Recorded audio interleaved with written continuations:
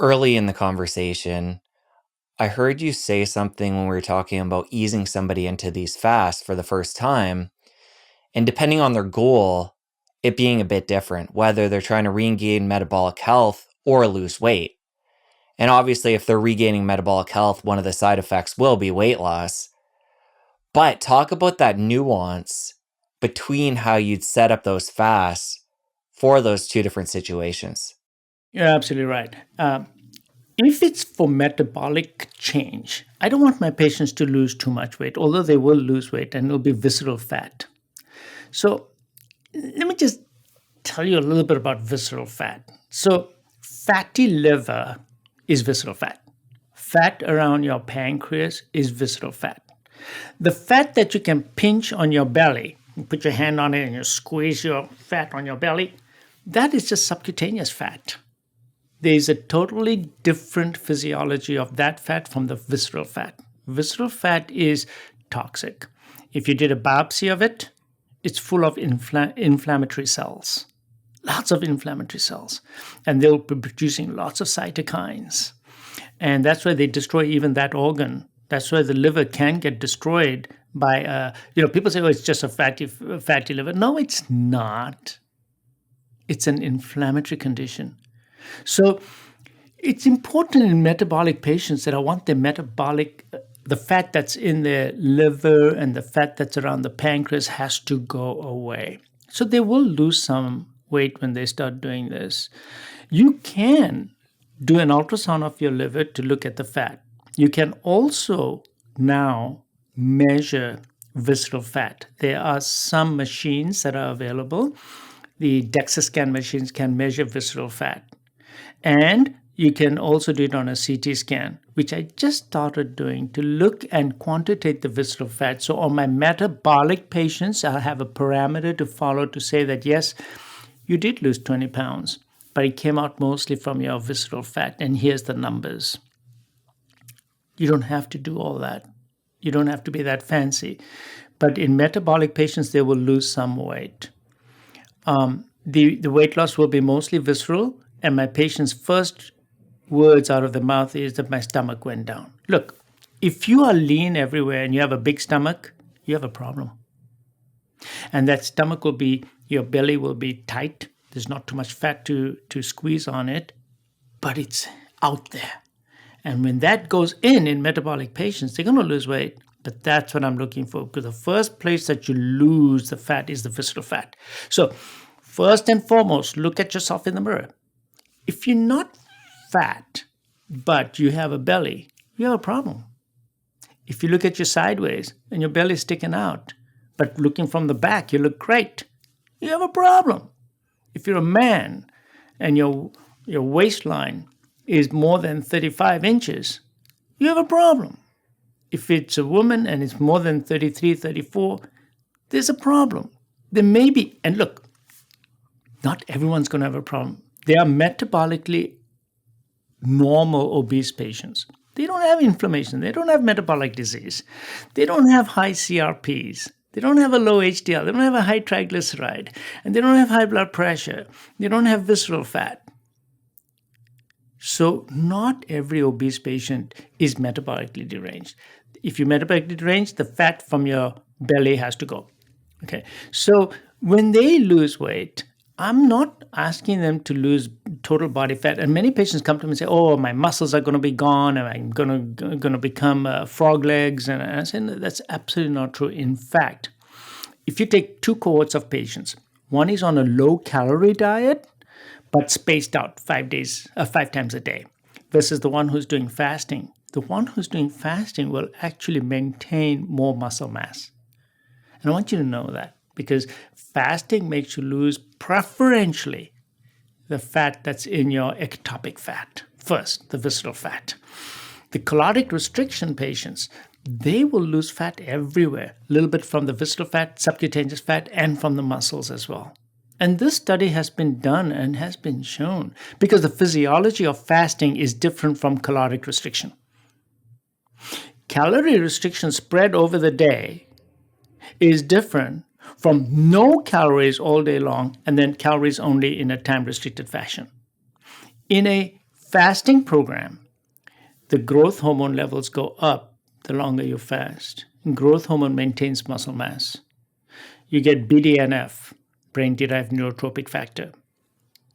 You also get autophagy, which of course we can talk about all these beautiful things that happen to the body in the fasting state. You get stem cell mobilization. All these things happen in a fasting state. In a caloric restriction state, these findings are not there. So the physiology is totally different. You have to do the fasting. So in the metabolically deranged patients, they will lose some weight. And when they are eating, I'm not asking them to count calories. Look, I don't count calories. It's very simple. Eat real food. Life is complicated already. Don't be taking pictures of them and saying, oh, I got so many fats and so much carbs and so much this. It gets too complicated. Life is complicated already. Just simplify.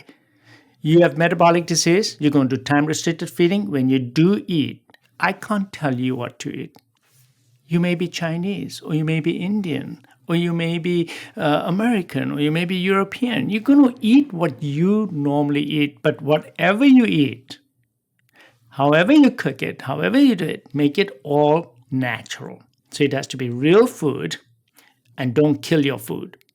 That means don't overcook it, and we'll talk about this, advanced glycation end products, burning foods, and the way you cook it. And don't put wrong ingredients into it, like vegetable oils and stuff like that. So my feeding pattern is very simple. You metabolically sick, okay, fine, I'm not counting your calories.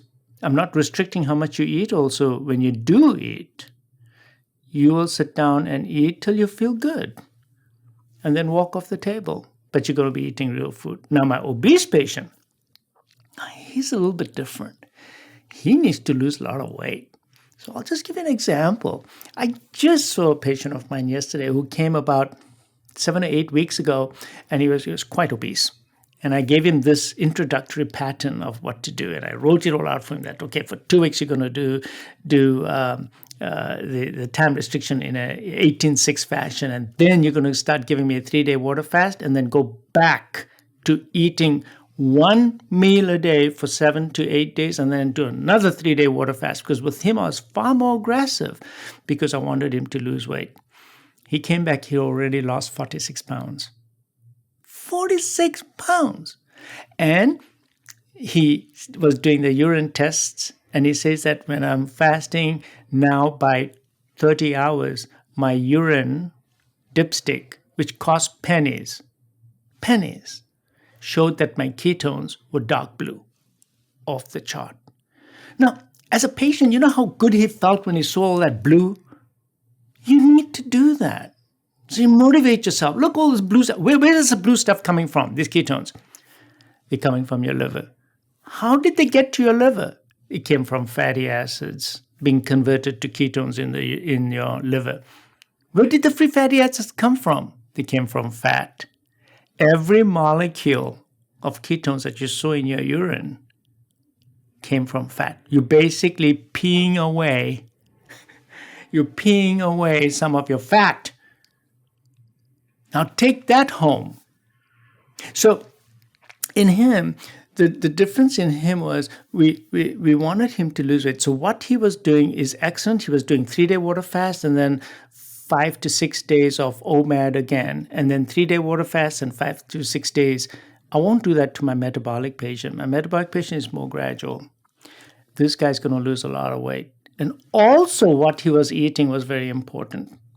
So with this particular patient, I did time to make sure that his meals, of course, are not huge, massive meals, but I already knew that he was having problems with certain types of foods. So I had basically asked him to restrict his diet to only the foods that he was not allergic to. So he was basically eating fish, chicken, turkey, and eggs, and a little bit of vegetables on the side. So he was like on a modified carnivore diet, and he started losing a lot of weight, and that enhanced his ketogenesis. You see? So I'm manipulating him a little bit more than I did my metabolic patient. My metabolic patient, I'm a little bit more careful with.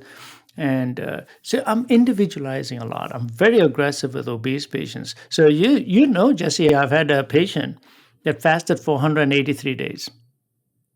183 days. He had no food. He only had water, black tea, black coffee, green tea, a little bit of MCT oil, electrolytes in his water. And he went from 400 pounds to 210 pounds. And when he walked in here, nobody knew that he lost all this weight. He just looked so good. Now, how come he looked so good? Because his skin was not hanging under his arms. And his face didn't look like it was a skeleton with the skin just hanging over it. And oh my goodness, look at him. No, his skin was nice. His belly, he didn't have an apron. Now, you know what I'm talking about, where the patients have lost all this weight all of a sudden and all the skin is there and now they have to go for plastic surgery to remove it. And the question is, why didn't that happen? Why didn't that happen? Because when you do fasting and you get autophagy as well, and the fasting physiology takes away some of the skin as well. So your skin actually retracts. It's not just getting rid of only fat, because if I did a total body liposuction on you, you'll be left with all the skin. So in my diet program, my weight loss program, my fasting programs, I see that my patients' skins are better. Under their arms, they don't have this thing hanging out, versus those who do it in other ways, including drugs, by the way, weight loss drugs. I've seen it in them. Because remember, not every patient's going to follow my advice. Some of them come in here and they've already been given drugs. Yes, they've lost 40 pounds or 30 pounds. But I can tell from the moment they're walking through the door, I can see their face and I can tell them that, yes, you've been on drugs, and I can see their arms and their belly. It's a different type of weight loss. Fasting is a different type of weight loss. And it's the weight loss that millions of years of evolution has supported, and your physiology has supported you. He's an extreme, but I've got dozens and dozens of patients that have fasted 50 days, 40 days, and they had dire circumstances. That bad diabetes, joint disease, sleep apnea, just name it. They were basically dying. And you got to do this. But they come back feeling amazing. And their energy levels are extremely high, by the way. Because look, one thing you need to understand. When they get into ketogenesis, these patients feel amazing. Their energy levels are good. I feel amazing when I'm in ketones. My brain functions better. My reflexes are faster. My memory is great. By the end of the day, people say to me, "Doctor, at 5:30, you're still so sharp," because I'm probably making a lot of ketones at that time. See? So ketogenesis does give you a certain affect that is just very useful. So I find that patients feel lousy. Okay, so backtracking. Day 1, a little bit hard, but doc, I managed. Day number 2, a little bit harder. I got really hungry at the end of the second day. So I really, really had to force myself to go to bed.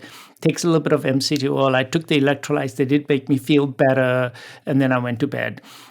Third day, I began to feel a little bit nicer, but it was also kind of a rough day. But by the time my fourth day came around, I felt good. I did not go through any problems. I was full of energy. And on my fifth day, I was really, really on top of my game. I actually even went to the gym because you told me to exercise in a fasting state. So I went to the gym. I felt really good on the fifth day. And honestly, doc, I could have gone on, but you told me to do 5 days. So I stopped at 5 days. So how often do I hear this? I hear this all the time. It's not like doc, I was miserable on the second day, and third and fourth was even worse, and on the fifth day I was just terrible. No, they get better. So the endurance is important. So again, educating the patient, giving them the support. Support how? How? You need a coach.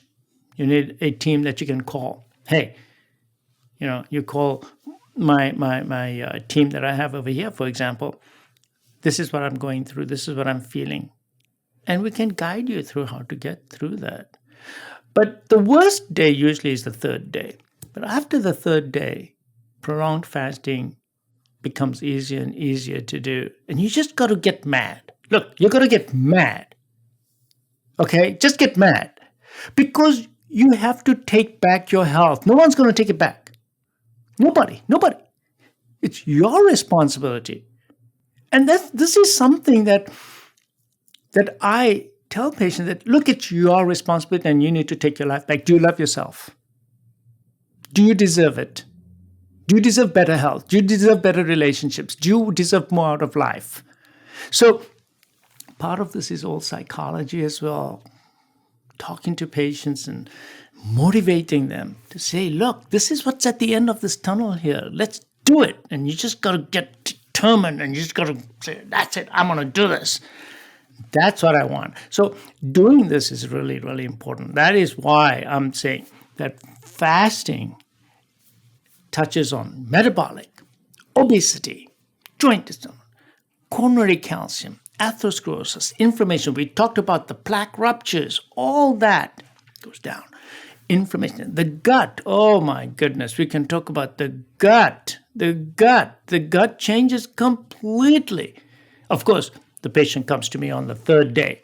Doc, I used to have a bowel movement every day. Now I'm having a bowel movement every other day. And I said, well, nothing went in, so nothing will come out. That's okay. Nothing wrong with that. Oh, but you told us that, you need a good bowel movement a day. I say, yeah, when you're eating, you need a good bowel movement at least once a day. So there's some things that they need to get used to. Water. Now, I can tell you more about water. Why is water and electrolytes so important? And now I'm going to explain to you why it's important. So don't try to do dry fasts, okay?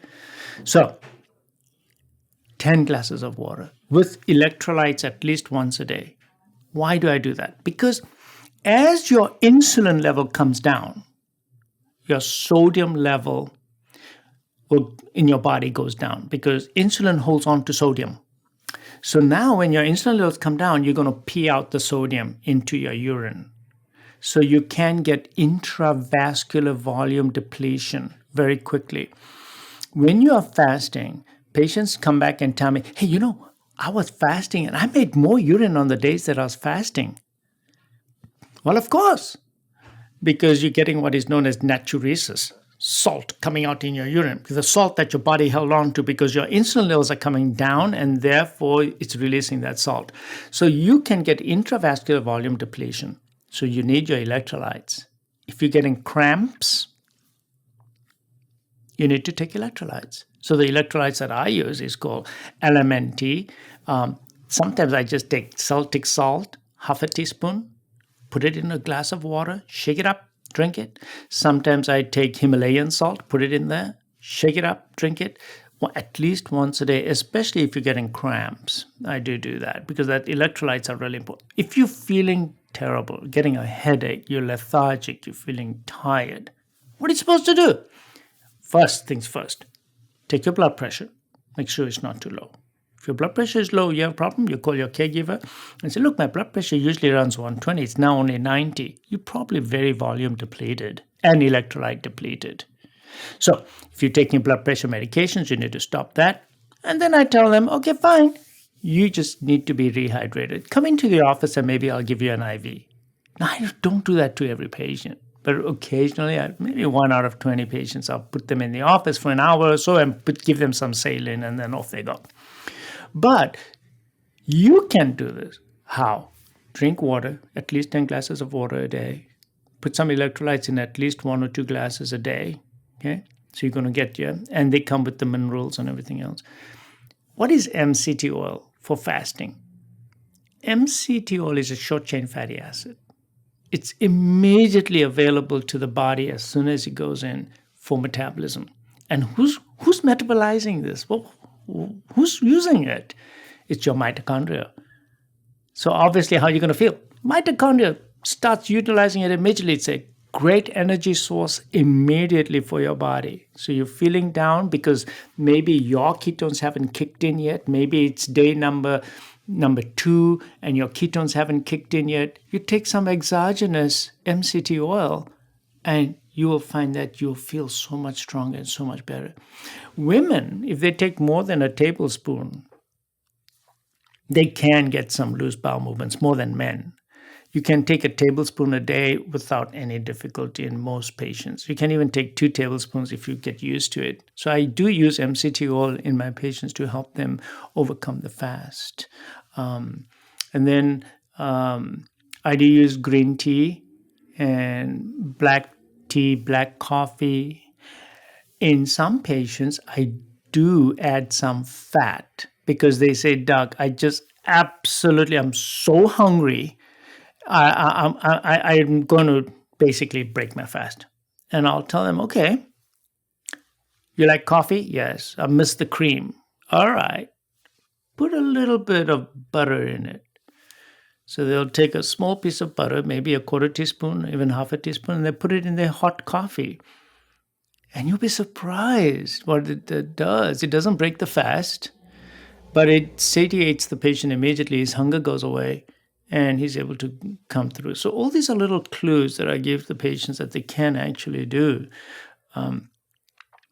During the fast, they should not do other supplements that come with colorings and artificial flavorings and sweeteners. No, you're fasting, you want to detoxify, because part of fasting is also detoxification, which we haven't even talked about yet because we've been talking about metabolism.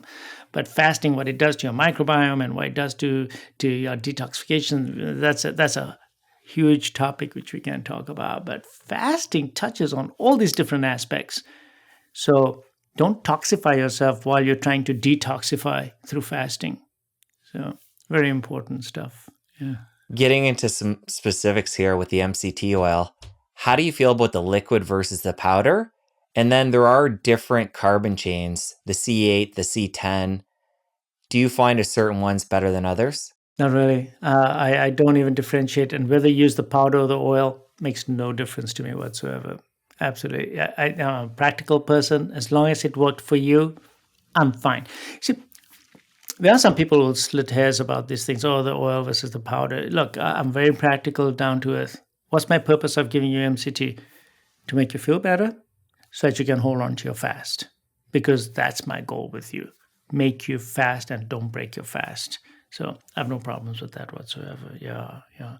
And I don't get into the C8, C10 stuff because I don't think it's clinically that relevant. I haven't seen too much data on that either. So, yeah. What about exogenous ketones?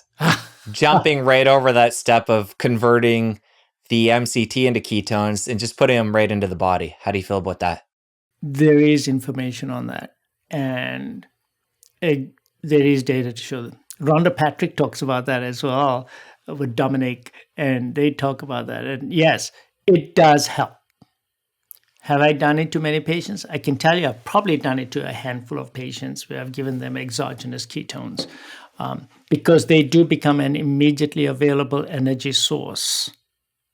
So when would I probably do that? When would I do that? Give them exogenous. Somebody who really needs to do the fasting absolutely has to do it, and they just not able to overcome the lack of energy, the symptoms of extreme fatigue, tiredness that they're feeling, then I sometimes may say that, okay, you need to go out and get some exogenous ketones into your system temporarily, and I might do that. But I exhaust all other possibilities. So that's a last resort. But it does work, by the way. It does work. Does it? It makes your symptoms better. Does it improve your overall physiology of the weight loss, the goal? No, it doesn't, because the ketogenesis that you get from fasting and the subsequent biological effects, which is the autophagy, the brain-derived neurotropic factor, the stem cell mobilization, will not occur when you inject the other substances IV. It's a different physiology. Yes, you're going to feel a little bit better, but you're not going to get all that other benefit because ketogenesis is just one part. Your ketones are there, yes, but they are a product of your physiology that changes. That's one thing that changes, but there's a whole bunch of other chemistry that's in the background because of the fasting. not because of just the ketones. Now, ketones themselves are helpful because they burn better and they're an energy source for the brain as well as the rest of the body. But if you just give ketones only, you're still missing out on all the other biochemistry that occurs because of fasting. Fasting is not only about an energy source. It's truly about your metabolism. It's about mTOR. It's about AMP. It's about your NAD/NADH ratios. It's about your stem cells, which we can talk about also. Oh my goodness! And it's all about your brain-derived neurotrophic, your growth hormones. All these things change with fasting. Fasting is the way. There's no real shortcut. There's no shortcut. I can hack it with some. I can hack your symptoms with some supplements, but that's about it. That's not the goal, though. If you enjoyed that clip, you're going to want to head over here and catch the full episode. I'll see you over there. The king of all hormesis is fasting. Doing time-restricted feeding on a daily basis should become part of your life. Stop snacking. It's unnatural. You should only have 2 meals a day in a 6-hour interval.